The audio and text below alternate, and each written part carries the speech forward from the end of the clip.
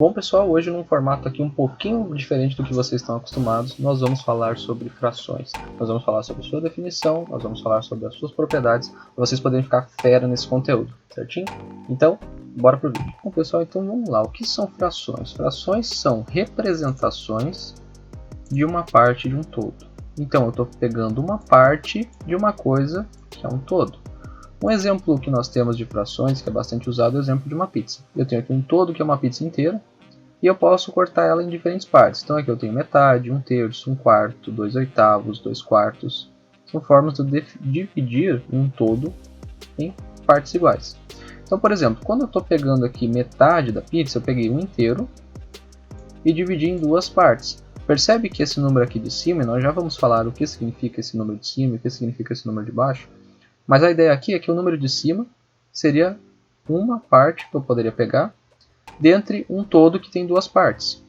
Então, no caso aqui, eu dividindo em duas fatias essa pizza, eu tenho embaixo aqui o número 2, porque o número de divisões que eu tenho desse todo é 2. Quando eu estou falando de um terço, o número de divisões que eu tenho dessa pizza são 3, então o número aqui de baixo vem 3. Quando eu não dividi a minha pizza, nesse primeiro exemplo aqui, o número que vem aqui embaixo é 1. Porque eu tenho apenas uma divisão, ou melhor, não tenho divisão, certo? Eu tenho apenas um inteiro.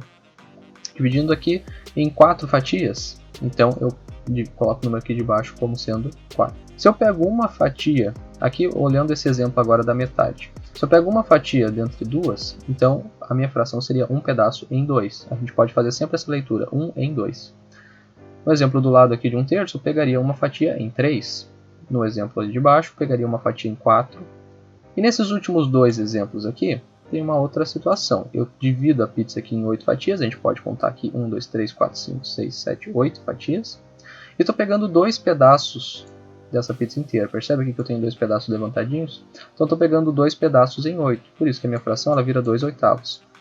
Fazendo aquela leitura, eu tenho 2 em 8. Então, a parte de cima 2 em, na parte de baixo 8.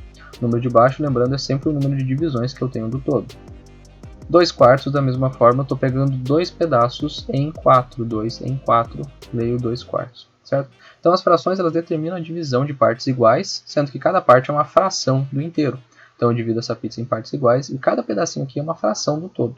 O termo superior a gente chama de numerador e o termo de baixo, denominador.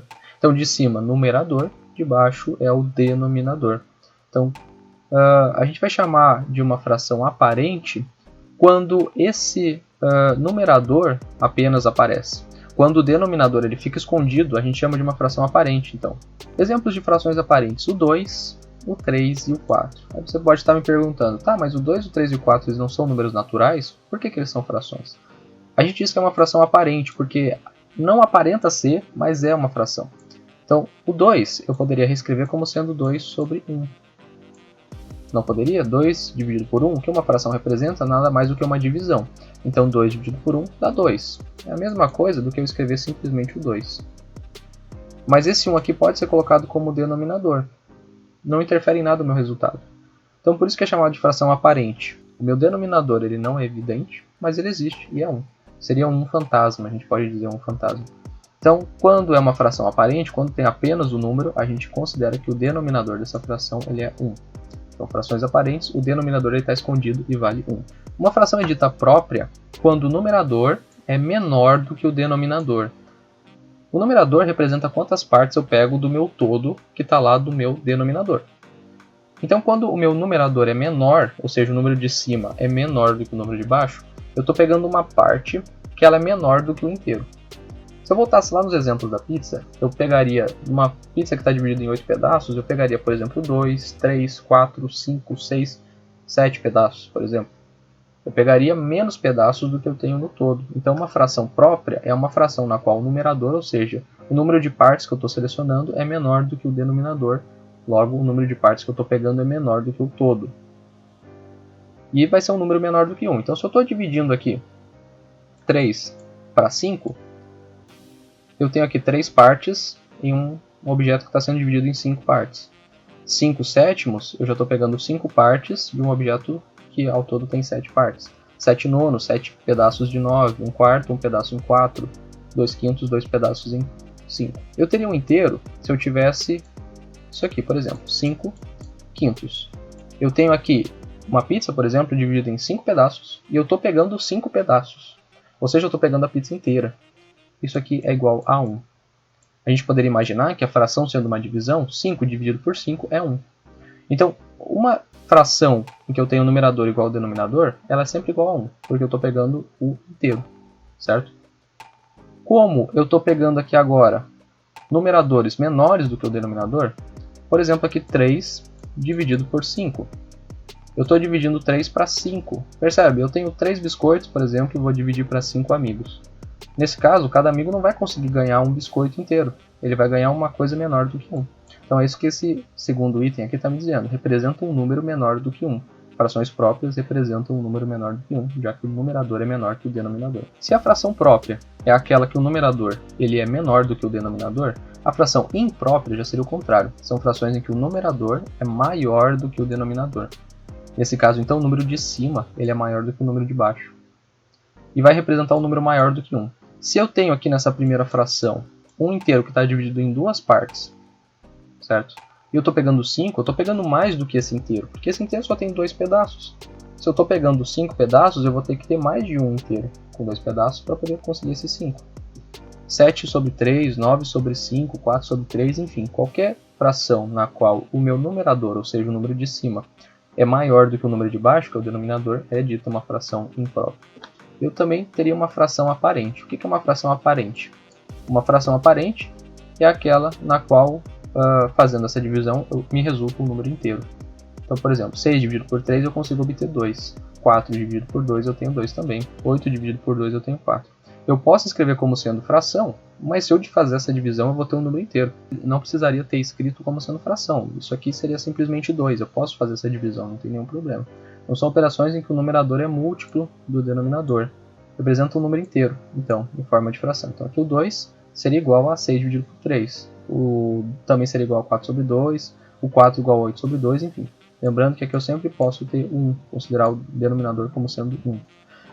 Uma fração mista, então, é uma fração que eu tenho uma parte fracionária, ou seja, eu tenho uma fração, e também tem uma parte inteira. Então é um número composto por um inteiro e uma fração. Esse inteiro representa um todo da parte fracionária. Olha só esse exemplo. 1 inteiro e 3 oitavos. O que é 1 inteiro e 3 oitavos? E a gente já vai entender por que ele chega em 11 oitavos. Eu tenho uma peça inteira e 3 oitavos. 3 oitavos seria uma coisa dividida em... seria esse segundo círculo aqui. Uma coisa dividida em 8 partes e na qual eu estou pegando 3. Então seria esse segundo círculo. 3 círculos, 3 fatias pintadas entre um círculo inteiro que tem 8 partes. Eu tenho um inteiro, e esse inteiro se refere àquela minha fração. Se essa minha fração aqui está dividida em 8 partes, esse meu inteiro também estaria dividido em 8 partes. A diferença é que eu estou pegando essas 8 partes. Por isso que eu tenho aqui 8 partes pintadas. Então eu tenho um inteiro, certo? Só que esse inteiro seria dividido, antes de eu pintar, em 8 partes. Então eu divido em 8 partes e pego essas 8 partes. Fecho o inteiro, certo? Um inteiro eu poderia ter também como sendo uma coisa dividida em 4 partes, eu pego 4 partes. Uma coisa dividida em 3 partes, eu pego 3 partes. Seria um inteiro de toda forma. Só que nesse caso específico, eu tenho um inteiro que ele é formado por um item dividido em 8 partes. Porque a fração associada a esse inteiro é dividida em 8 partes. Por isso é uma fração mista. A parte inteira está associada com essa fração, apesar dela não ser uma fração. Então, de novo, aqui. Esse meu número inteiro é 1 inteiro e 3 oitavos. Como essa fração está dividida em 8 pedaços, então esse inteiro também seria originário de um objeto dividido em 8 pedaços, só que no caso eu peguei os 8 pedaços dele formando um inteiro. Então aqui eu tenho um inteiro e mais 3 oitavos, outro objeto dividido em 8 pedaços que eu estou pegando 3. Se for fazer a conta então, os objetos eles são divididos em 8, certo? Então o denominador vem 8. Lembrando que 8 é sempre em quantas partes eu estou dividindo o meu objeto inteiro. E quantas partes eu peguei? Eu tenho 1, 2, 3, 4, 5, 6, 7, 8 no primeiro círculo, 9, 10, 11 no segundo. Então por isso que meu numerador é 11, porque eu pego 11 partes de objetos divididos em 8. Agora aqui é um tópico muito importante, que são as operações com frações, a soma e a subtração. E muita gente confunde depois com a multiplicação e a divisão, então bastante atenção quanto a isso. Se as frações tiverem o mesmo denominador, então, detalhe, se tiver o mesmo denominador, o número de baixo for igual, Basta simplesmente somarmos ou subtrairmos somente os numeradores. Um exemplo aqui, 2 quintos mais 4 quintos. Eu tenho o mesmo denominador, 5. Então eu simplesmente repito o meu denominador, somo os numeradores. 2 mais 4, 6. Tranquilo, 6 quintos. Aqui do lado, 2 quintos mais 3 quintos. Mesmo denominador, repito o denominador e somo os numeradores. 2 mais 3, 5. Opa, 5 dividido por 5 é 1 inteiro. 5 dividido por 5 é 1, dá 1 inteiro. É como se eu dividisse um item em 5 partes e pegasse essas 5 partes para mim. Quando eu tiver a subtração, da mesma forma. Soma e subtração são operações opostas. Então essas propriedades aqui, elas valem tanto para a soma quanto para a subtração. 8 aqui no denominador das duas frações, então eu simplesmente repito 8. 6 menos 2, agora eu estou fazendo aqui uma operação de subtração. Então 6 menos 2 é 4. Fica 4 sobre 8. E essa aqui do lado, né, eu tenho o denominador 8 também. E aqui eu teria 10 menos 12. Eu tenho 10 reais e estou devendo 12 para o meu colega. Se eu pagar todos esses 10 reais que eu tenho, ainda vou ficar devendo 2. Por isso que aqui fica negativo, menos 2, certo? Eu estou tirando mais do que eu tenho, então fica negativo. E eu coloco aqui a diferença, 2. Agora, se eu tiver com que as frações tenham denominadores diferentes, eu vou ter que fazer o mínimo múltiplo comum dos denominadores. A primeira parte então é o mínimo múltiplo comum. Se eu pegar aqui os 5 e 4 dessas frações, vou listar aqui os múltiplos do 5. Eu vou ter 0, 5, 10, 15, 20, por aí vai, é uma lista infinita. Para o 4 eu vou ter o 0, 4, 8, 12, 16, 20, também é uma lista infinita. Eu vou ver aqui que o menor múltiplo comum para os dois é o 20. O que eu faço com esse mínimo múltiplo comum então, MMC? Repito no denominador da minha fração, que vai ser o meu resultado. O próximo passo então é eu pegar e dividir esse denominador pelo denominador da minha primeira fração. 20 dividido por 5 vai me resultar em 4. Multiplico pelo de cima. Então, divido pelo de baixo, multiplico pelo de cima. 4 vezes 2, coloco 8 ali. Repito o sinal que está ali, se está mais vem mais, se está menos vem menos. E agora eu faço a mesma coisa para a segunda fração. 20 dividido por 4 vai me dar 5. 5 vezes 4 vai me dar 20. E agora eu só faço a conta. 20 mais 8, 28 dividido por 20. Então, quando eu tenho denominadores ali, um número de baixo diferente, eu tenho que calcular o MMC e fazer essa operação. O MMC ali divide o de baixo e multiplica pelo de cima. Divide pelo de baixo, o resultado dessa conta multiplica pelo de cima. Olha aqui uma dica. Quando eu estou somando um inteiro com uma fração, eu posso fazer aqui nesse caso, considerar que aqui eu tenho 1, certo, em todos eles. 1, como a gente viu, é uma fração aparente. Mas existe um método que eu consigo resolver mais fácil isso. Que é uma dica que muitas pessoas não conhecem, mas que facilita bastante. Olha só, eu vou repetir aqui o denominador, no caso aqui 3, o denominador da fração. Multiplico aqui, 3 vezes 1 é 3, e somo com o do lado, 5. Então eu somei porque tinha um sinal de mais. Olha para esse exemplo aqui de baixo. Repito o denominador, 4. 4 vezes 1, 4. Só que agora está menos 3. 4 menos 3 é 1, 1 quarto. Olha esse outro exemplo aqui. Repito o denominador, 7. 7 vezes menos 1 dá menos 7. Menos 7 mais 3, menos 4. 5 vezes menos 2, repito 5, né, no denominador. 5 vezes menos 2, menos 10. Menos 3, menos 13. Então assim você consegue resolver bem mais rápido uma operação que tem um inteiro e uma fração, sem precisar calcular MMC nem nada daquilo. Agora, a multiplicação de frações, ela é muito mais simples do que ter que fazer MMC. Eu simplesmente multiplico de cima pelo de cima ou de baixo pelo de baixo.